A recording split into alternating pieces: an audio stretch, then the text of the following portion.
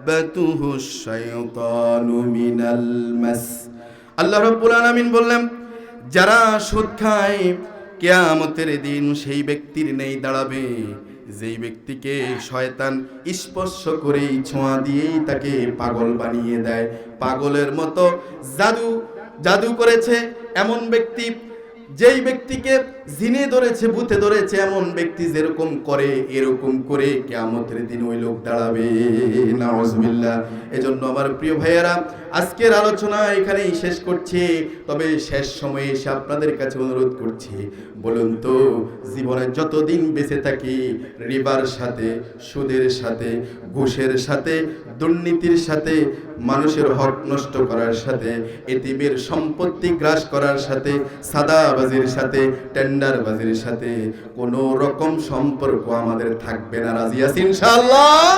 কারা কারা রাজি আছি? দুই হাত ধরে আল্লাহকে সাক্ষী রেখে আমরা দেখাই, নারে তাকবীর, নারে তাকবীর। হাত নামান।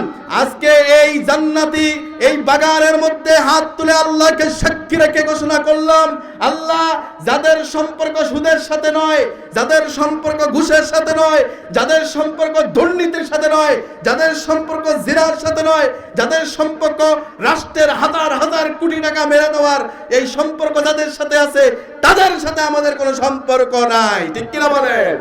যাদের সাথে আমাদের সম্পর্ক নাই।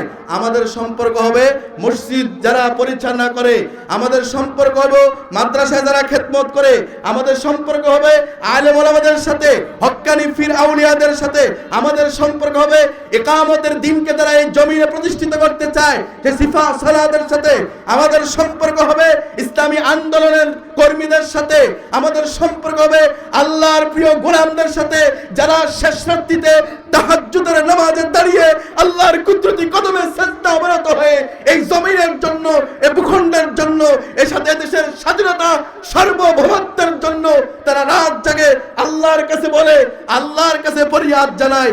ওই লোকদেরকে আমরা বড্ড ভালোবাসি, তাদের সাথেই সম্পর্ক করতে চাই। রাজি আছেন ইনশাআল্লাহ? আল্লাহ তাআলা আমাদের সকলকে কবুল করুক বলে আমিন।